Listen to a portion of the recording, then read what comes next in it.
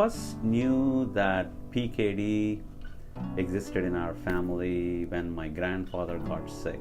And in that process, we found out that he had PKD and we didn't know any history before.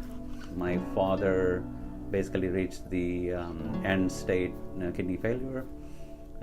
Then he was on dialysis for a certain time. My mom gave her kidney to him. We were thinking everything would be fine, but within 6 months he got some kind of infection, and because of the immunosuppressants that he was on, he was not able to fight the infection and he passed away. The story kind of repeated again 6 years later with my uncle. My uncle, again, same story, PKD, he had the same genes. He also got a transplant. Fortunately, he did live for around 5 or 6 years after the transplant. Same story, at one point, he got infection and he was not able to fight it and he passed away. When I came to this country, didn't really have a lot of resources to go see doctors at the time. But once I started working, obviously, through the medical insurance and all that, so I saw, regular family physician. So he established the fact that I also have PKD. We started noticing that slowly the kidney functioning is declining. At one point, we know we have to go see the nephrologist. I found out about Dr. Baliga and him being one of the best doctors in the Tampa area. So he's been treating me for almost 2 years. Throughout the time, we know what the prospect is. We knew there is no cure per se. The best thing for me to do is to get the transplant done so that I can, move on with my life. Once my creatinine level reached a certain point and then my GFR hit 20, it was time for me to register for the transplant. So I was referred to the kidney transplant program in the Tampa General. Then I was thinking, what are my options in terms of getting a donor? Obviously I could wait on the waiting list and not knowing when I can get a kidney, or I can do something and seek help from other people. And then I said, okay, let me start with the Facebook campaign.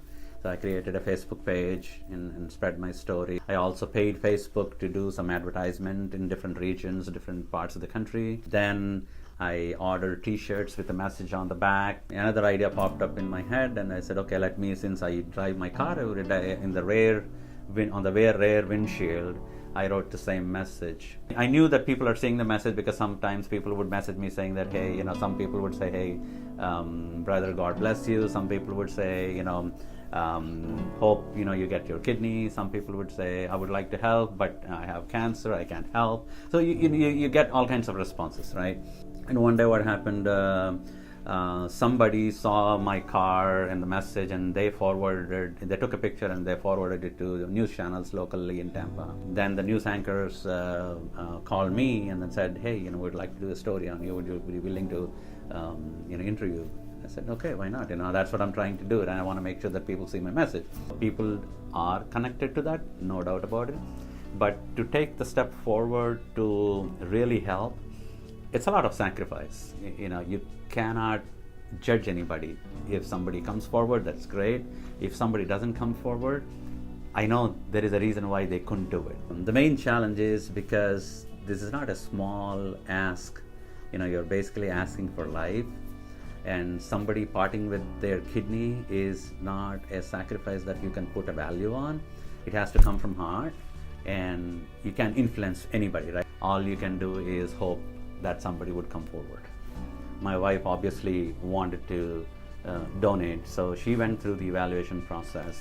And even though she was a match as far as the blood group and other factors are concerned, there were some conditions with respect to her that didn't let her be a donor, so they didn't approve her case, meaning, physically they thought she wouldn't be able to withstand after she would donate the kidney. We wanted to take a break and go to India, not knowing at what point I'll be on dialysis or, transplant and all that. So next year would be a big unknown for me, considering where I am today in terms of my current state.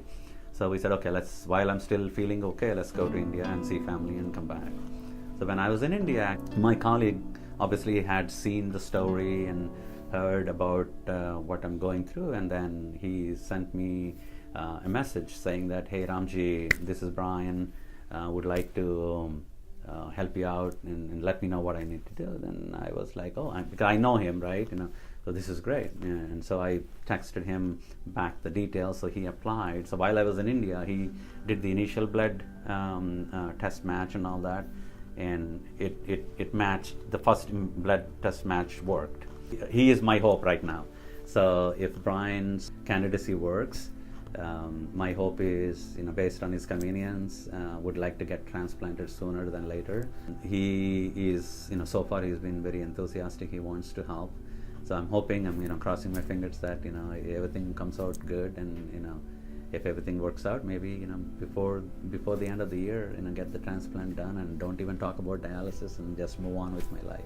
I found out about Dr. Baliga and him being one of the best doctors in Tampa area. To my knowledge,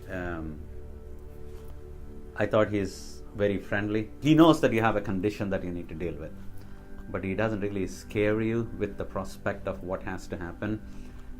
Always has a smile on his face and works with you, explains you what you need to do, chats like a friend basically, right? So that obviously is very important. In my mind, when you go see a doctor, you shouldn't be scared about it, scared about seeing the doctor and talking about what you need to do. You have a disease, you have to do something about it. The best person to help you out is your doctor, and you should be in a position to freely talk to him and decide what has to happen. That way he's very nice and he's very knowledgeable, of course, and a good referral so far. And when I tell people that, hey, I'm seeing Dr. Baliga, then they say, you're in best hands. They don't have anything else to say. So that way I'm fortunate to be in his hands and just basically follow what he asks me to do. So far he's been very proactive in terms of managing my case. Doesn't really like to wait till the last minute to pull the trigger. So of course I've been constant touch with him, be on time for appointments and make sure that I need to do what I need to do. Working out with the donor program and the Tampa General Surgery Office and all that. So obviously there is a lot of communication that has to happen between Dr. Baliga and them, trying to explain them the case, what I need to do. If there is a ranking, I would give them a 10 in terms of how they handled my case. So far, I think the only issue that I'm dealing with is the kidney. So if I have the kidney that I need, I'm really, I'm going to be very thankful to Brian. I hope it works out. Even if it doesn't work out, the fact that he selflessly came forward and said, I'm going to help you out, dude. So that's a lot, right? It takes a lot of courage, a lot of guts for somebody to come forward and do something like that.